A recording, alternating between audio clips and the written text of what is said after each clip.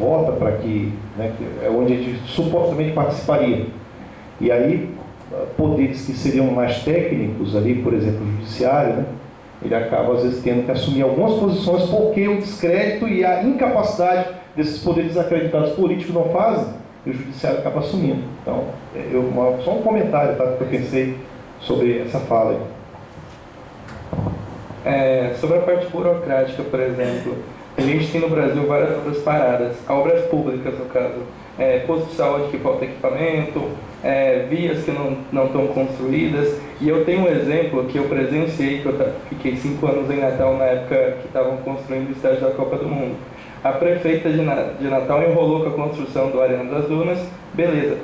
De repente estava chegando a Copa com 1 ano, trabalhando dia e noite. Você olhava de madrugada lá, estava aceso com o pessoal trabalhando. Construíram o estádio. Então, tipo, onde entra essa questão burocrática aí? Porque é muito difícil você resolver problema burocrático na hora de construir uma via, na hora de construir um hospital, na hora de você resolver essas obras paradas. Mas, de repente, para a Copa do Mundo, construir o estádio da noite para o dia, sabe? Então, tipo, onde entra onde a gente pode atuar, onde a gente pode cobrar para que isso seja trazido para as obras que impactam positivamente a sociedade, sabe? Porque, tipo, foi meio revoltante na hora que eu estava analisando isso. Velho, o negócio está sendo trabalhado 24 horas por dia. Quantas obras paradas tem? Aqui no estado de São Paulo tem várias, sabe? Então, tipo, onde entra a questão, talvez, de gestão, política ou participação das pessoas nesse quesito?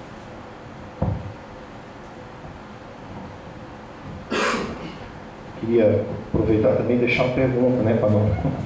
Pergunta que eu queria fazer é o seguinte, queria que você comentasse, juntando um pouquinho das perguntas que foram feitas, tá, duas respostas excelentes, você tem dado na tua visão. Um dos mecanismos indutores, talvez, tá, desse bem comum, tá, na sociedade nossa, talvez seja um dos mecanismos que a Constituição nos traz, já apresentados alguns balizadores, tá? Entre eles, por exemplo, a laicidade do Estado, tá? Está se discutindo bastante isso, estou perguntando isso porque já é de aspecto prático mesmo, tá? Do dia a dia nosso na escola, né? Então isso tem sido discutido. Por um lado, a gente tem as questões culturais que a gente precisa apresentar na sua diversidade dentro da escola, nas suas mais diversas matizes, né? E do outro você tem a laicidade que protege também a diversidade ao mesmo tempo, né? Comenta pra gente um pouquinho como é que você enxerga isso aí, esse limiar, onde que ele estaria, na tua opinião, tá? Pode parecer às vezes uma linha um pouco difusa, tá certo isso aí? Como é que você enxerga isso aí também? Eu queria deixar essa pergunta, tá? Podemos fechar, gente, nessa bateria de 3 aqui? Tem mais alguma pergunta a fazer? Tá, aí a gente fecha aqui. Ó, temos 2 aqui, tá? Então, o chorinho, aí fecha no colégio, tá? Prometo que é a última. É um pouquinho filosófica, talvez, mas acho que é importante como reflexão. Por todas as questões que o povo brasileiro tem passado, questão de corrupção e o que está surgindo na mídia, sendo divulgado sobre os problemas de ordem pública, governamental e etc. Você acha que isso poderá fazer com que a sociedade brasileira comece a refletir sobre os seus valores e disso surja um fruto que seja a identidade nossa? Obrigada.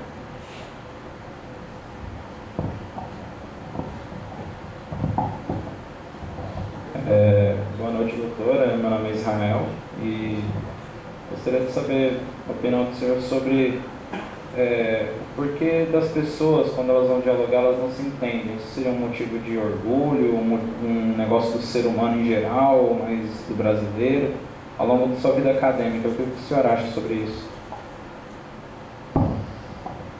Tá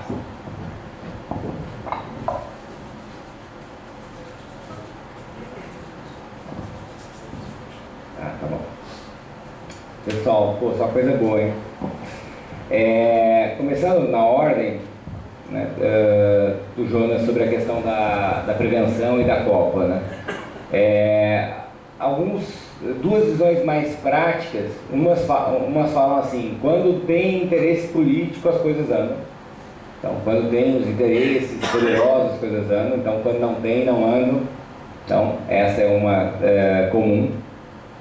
Uma outra mais jurídica, então é mais técnica, mas vocês vão entender com tranquilidade. Tem um cronograma e regras jurídicas para serem aplicadas. As pessoas não querem cumprir ou não vão conseguir cumprir, ou os controles podem atrapalhar algum tipo de facilidade qualquer. Mas é algo que tem que ser feito. Elas deixam passar o tempo, até quando não é mais possível fazer praticamente nada, a não ser sair correndo e fazer de qualquer jeito, passando por cima de tudo. O pessoal do direito é razoavelmente ligado nisso, um pouco atento. O que isso tem a ver com a solução, né, quando se pergunta das possibilidades? Como eu vejo, tá? Uma coisa que eu penso para isso, mas a gente pode pensar em várias, a prevenção. Tá? Quando a gente falou aqui da punição, né, para falar do controle, um outro lado para fazer a inclusão é a prevenção. A prevenção é fundamental, sabe? Vamos pegar a questão das barragens, né? Devia ter prevenido. Aí, assim, aconteceu um caso, então não dá para dizer, isso é uma coisa que o pessoal discute, às vezes se perde, mas aconteceu o caso de Mariana, então não era mais prevenção, né? Porque Mariana já tinha acontecido. Mas, quando você não fizer o negócio bem feito, pode acontecer outro. Seria a prevenção do segundo. Então, a prevenção é fundamental. A prevenção, lembra da sustentabilidade, do longo prazo, é olhar lá na frente. Quando veio a Copa, não sei vocês, mas eu não tinha pensado sobre isso. Eu não conhecia como foi a Copa em outros países.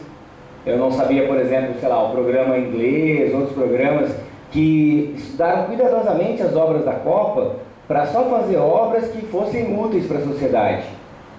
Ou pelo menos que tivessem quantidade suficiente de obras que custariam para aquele evento, mas depois ficariam para as pessoas, bairros, estudantis, etc.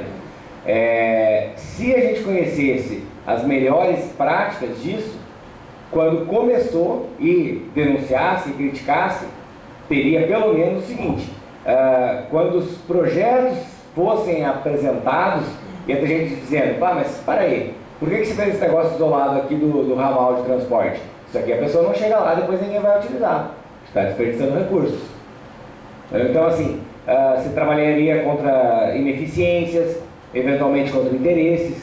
A gente no Brasil, por hora, tem pego casos de corrupção pelo lado mais fácil, vou dizer, ou pelo lado mais direto, que é, sei lá, o da delação, que aliás é um excelente instrumento. Um outro que eu lembro de um caso de crime de São Paulo, que o advogado estava correndo na marginal, bateu com o carro, a polícia chegou, tinha uma mala com dinheiro, com documento, aí, entendeu? Assim, às vezes, sem inteligência, sem estratégia, é só quando cai no colo.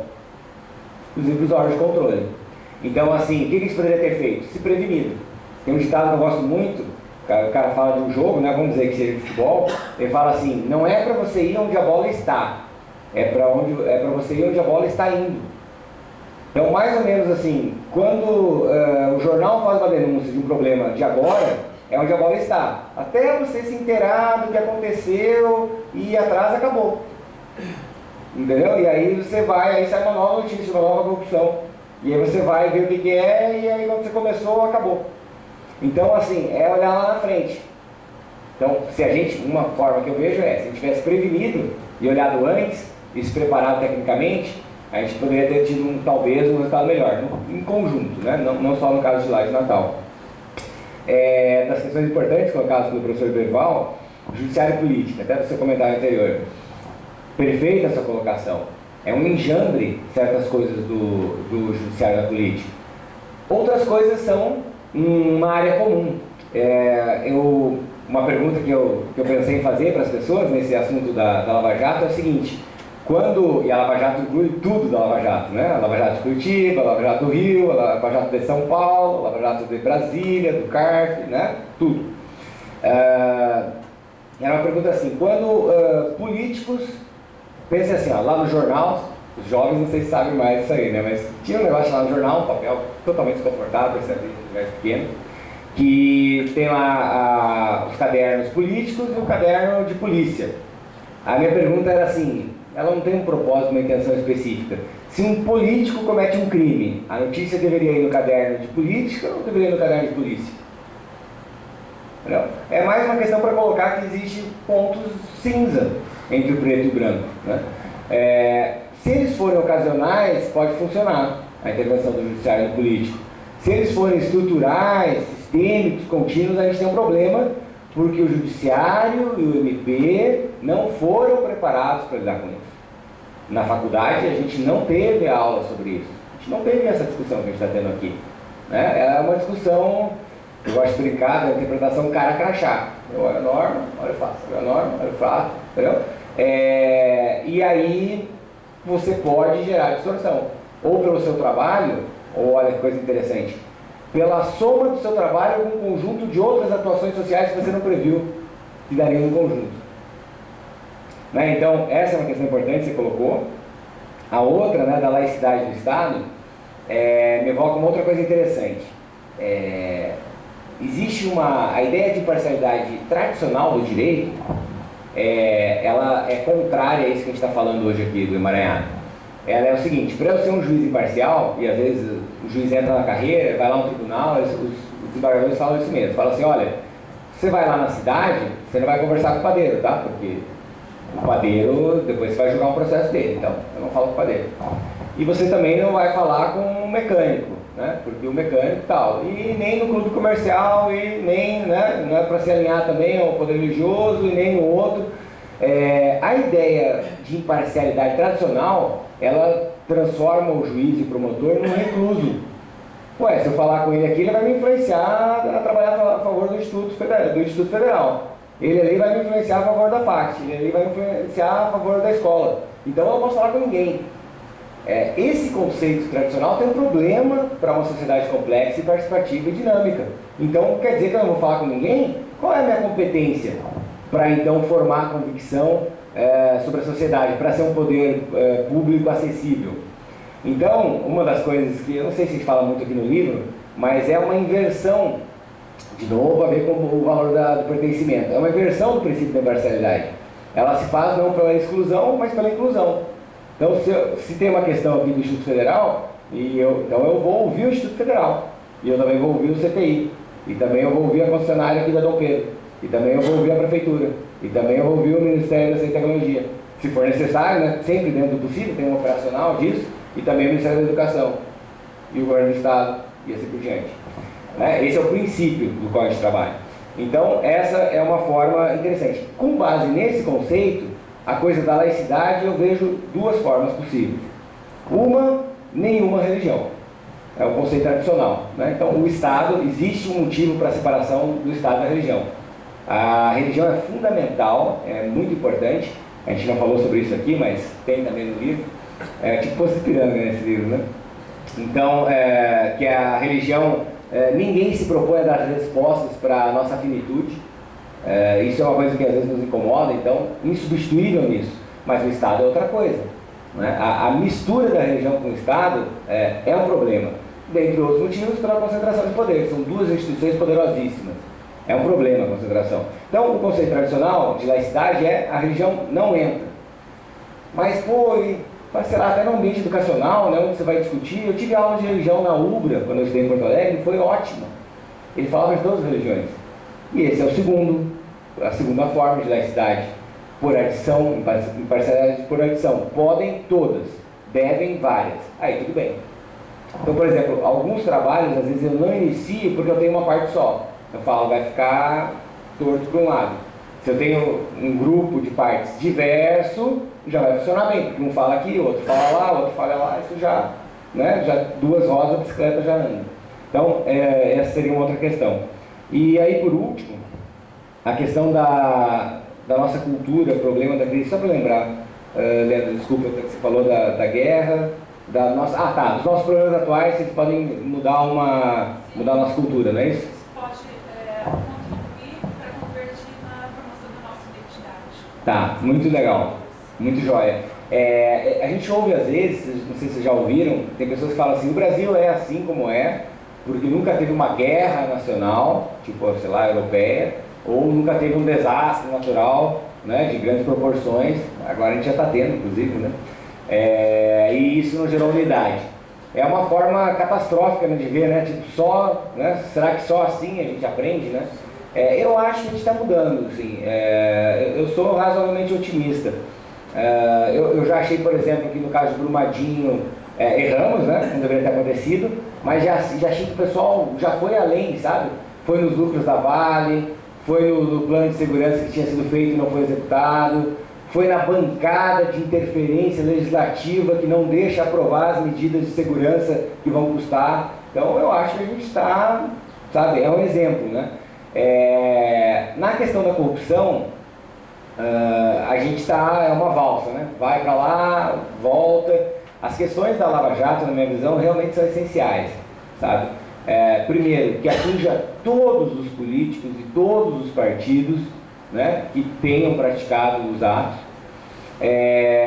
Segundo, a gente falou, vocês pouparam aqui um pouco na crítica, né, do Judiciário e do Ministério Público, mas também tem, né, cada um com as suas mazelas, né, pode não ser as mesmas, né, não tem financiamento caixa 2, né, não tem campanha, né, fala, eu não faço caixa 2, né? Não é o poder político, né? Mas tem as suas falhas também para verificar, né? Então, por exemplo, tem as ineficiências, né? Tem gastar a cara no jardim, né? Tem o fato de que, já que vocês são de TI aí, que o processo judicial eletrônico, cada tribunal fez um no Brasil, então o processo judicial eletrônico do Brasil são 5 na área federal, mais outros vários na área estadual, cada um não fala com o outro, né? Então fez várias vezes o meu trabalho, pagou várias vezes e eles não se comunicam entre si.